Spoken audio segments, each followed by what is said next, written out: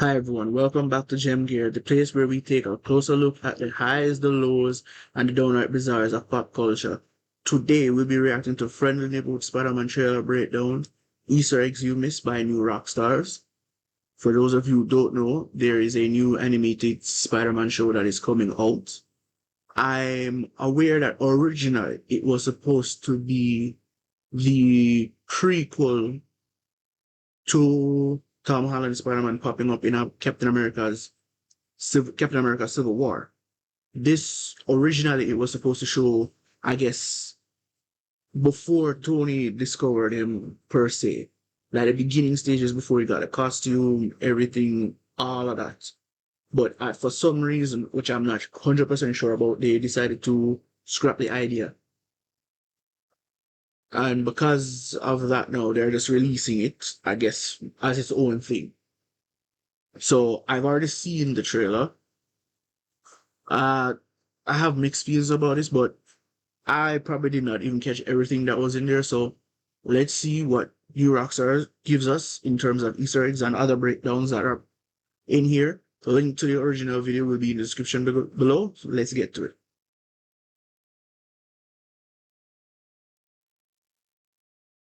Welcome back to New Rockstars. I'm Eric Voss, and this is a breakdown of the trailer of Marvel Animation's Your Friendly Neighborhood Spider-Man, coming to Disney Plus on January 29th with 10 episodes, starring Hudson Thames voicing a 15-year-old Peter Parker, Coleman Domingo as Norman Osborn, and a broad cast of Marvel cameos, including Charlie Cox as Daredevil and Vincent D'Onofrio as Wilson Fisk. While this animated series is not expected to be linked to the live-action MCU, could that actually be a good thing? To let the show breathe in its own corner of the universe? Let's break down what we found in this trailer. And we have some incredible Daredevil and Punisher inspired shirt designs exclusive at our merch store, nerdriot.shop, which is one of the best ways to support what we're doing here at New Rockstars. I'm going to be wearing it throughout the new year, along with this Neil Nation I just want to go home shirt, because that's how I'm always feeling. I just always want to go home. All right, we open this trailer in a comic book shop as we hear the classic Spider-Man theme song from the 1967 animated series, we glide across some long boxes full of comic books. One box is labeled Marvel Comics as we zero in on the box labeled Spider-Man. The art style of this show is certainly inspired by some classic Silver Age comic book designs while trying to make the world itself have a three-dimensional feel. Marvel.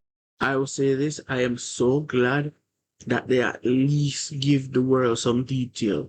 I was not a fan of the last animated show they had.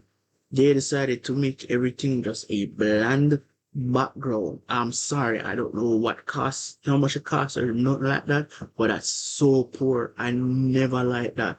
There was nothing, it looked minimalistic as hell, and I don't like that design any at all.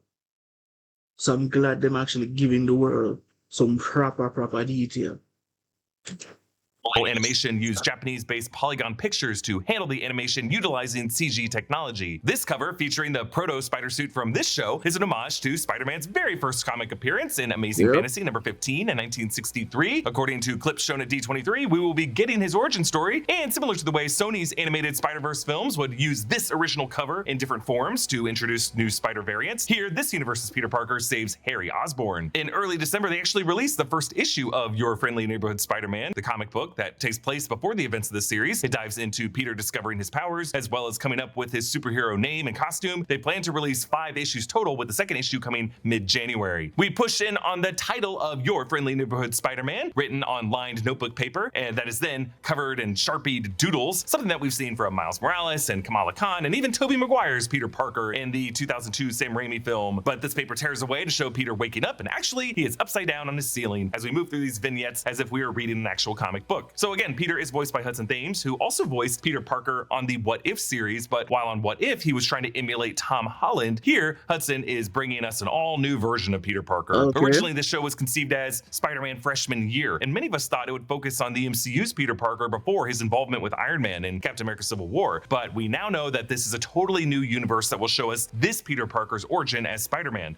And instead of Peter Parker finding a mentor in Tony Stark, he's going to find himself counseled by one Mr. Norman Osborn. We see Midtown High School. This is Peter's canonical high school, and it's typically depicted as this style of a brick building. Peter is greeted by Nico Minoru, a character from Marvel's Runaways, voiced here by Grace Song. In the comics, her parents turn out to be secretly evil, and she has blood magic powers that she channels through a magic staff. He also bumps into Pearl Pangan, voiced by Kathy Ong. In the comics, she's Wave, a superhero from the Philippines who can control water. She calls him Petey, and he says, "That's him, all clumsy Petey Parky," and I love that. We get a quick flash of Peter drawing costume concepts in his notebook. Again, a classic trope dating back to Sam Raimi's first Spider-Man film. Here, his suit designs have the underarm web wings, something that Steve Ditko drew for Spider-Man, starting with his first appearance in Amazing Fantasy 15. We also saw the web wings make an appearance in Spider-Man Homecoming. Lonnie Lincoln sits beside Peter at the lunch table. He's captain of the football team at Midtown High and voiced by Eugene Bird. In the comics, he becomes Tombstone. Their teacher name is Mr. Campbell, which we were wondering might be a reference to Bruce Campbell, who Sam Raimi loves and puts in nearly all of his movies, including the original 3 Spider-Man films. And the plans for the 4th Spider-Man movie was to reveal him as Quentin Beck, Mysterio. But obviously this teacher doesn't look anything like Bruce Campbell. And we get our first look at the new suit as he swings through the comic frame. It's very DIY, and it uses a hockey jersey. And in fact, later in this trailer, we hear someone mention wearing hockey pads, which is a reference to the line in The Dark Knight. "What's the difference between you and me? I'm not wearing hockey pads." We see that the web fluid he uses is held in a canister under his backpack and runs into web shooters via the tubes on his arms. But obviously you can see how all kinds of stuff could get snagged. Now we hear the classic theme song, but with this really great hip-hop remix.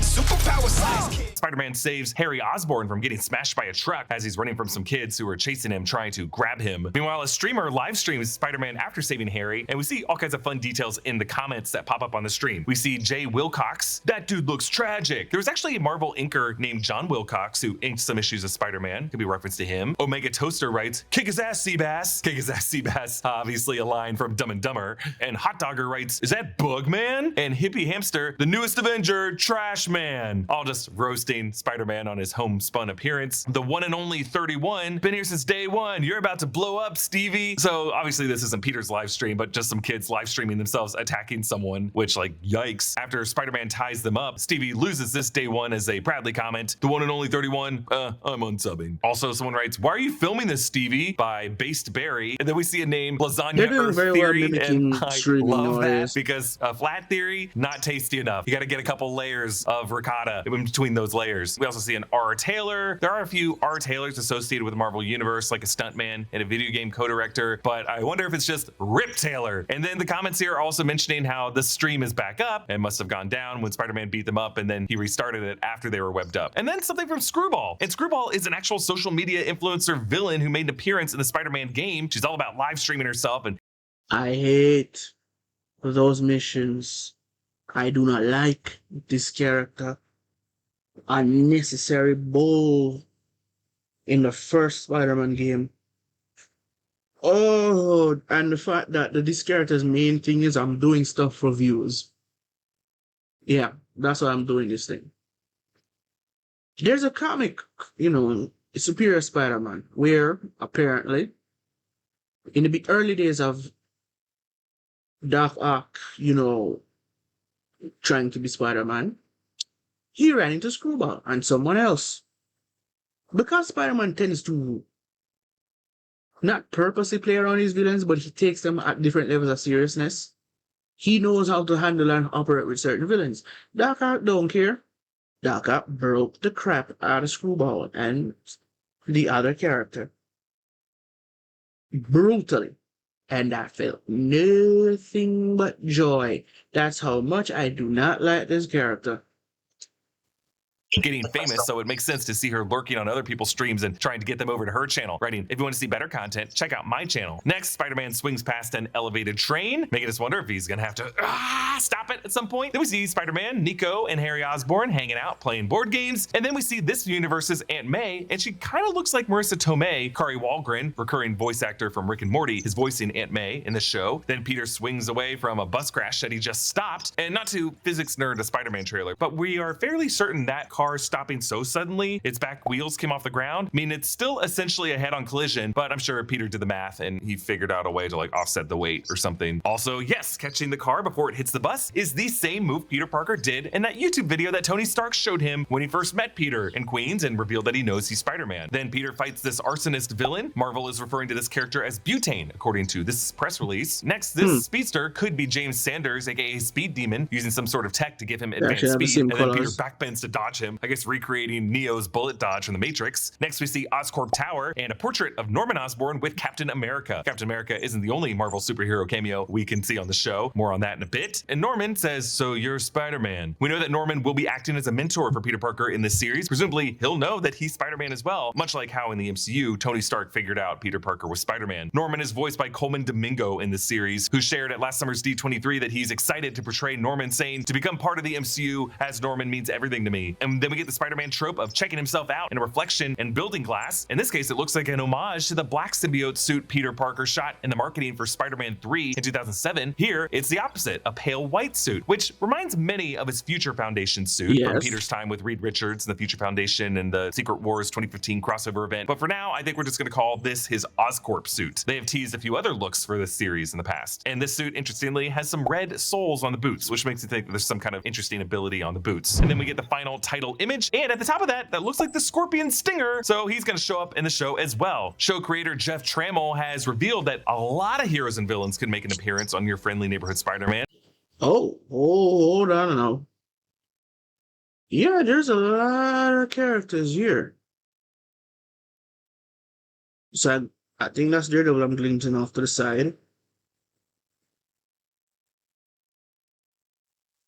It's hard to say if these will be up. I know all of these were his suits. I don't know if they're going to be separate characters. Okay. I see Doc Ock. I see Doc Ock. I see Chameleon. I see Doctor Strange. There's gonna be a lot. Oh, there's Iron Man. Yep, there's gonna be a lot of characters in here. Apparently, I didn't know it was gonna be this deep.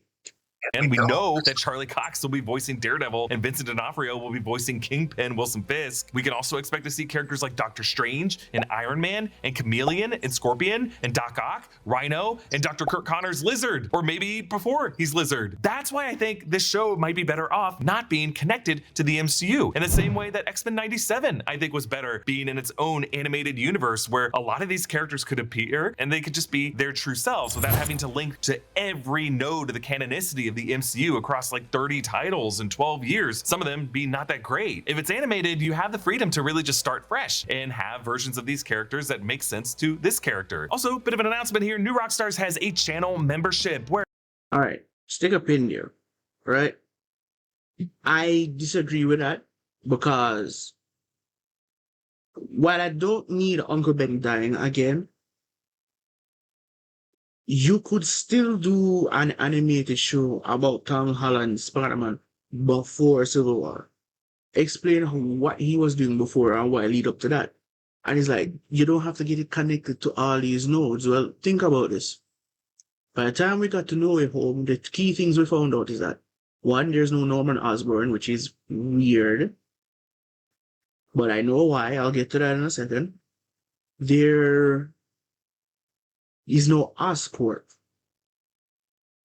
So, by all standards of measurement, it seems as if there are no Spider-Man traditional characters in Tom Holland universe. I may have to make a video on this separately, but yeah, they could have easily made an animated show to explain, okay, as far as if Norman's going to be the mentor he had before Iron Man, what happened? Why is there no Oscorp? You could easily have the series go through and it ends up ending with Tom Holland Spider-Man going up against Norman Osborn.